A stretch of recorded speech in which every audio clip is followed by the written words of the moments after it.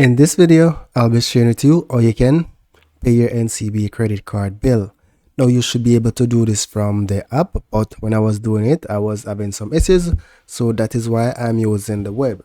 Right, so the first thing you want to do is add your credit card as a bill payment option. So you want to go to pay your bill, then select add bill payee. Then for categories, from the drop down select financial and mortgage institution. Then from the drop down, you're going to search for NCB Credit Card Center. Then select next step. Here you're going to enter a nickname. So for example, I'm going to say MR Credit Card. And the customer name is my name, which is my full name. And here, enter your card number. Then you're going to enter your RSA token. Then select confirm. And the pay was successfully added.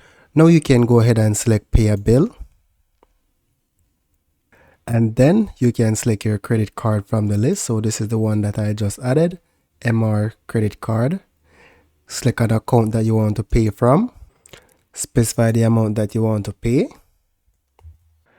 Then here you're going to select go to next step and then select confirm.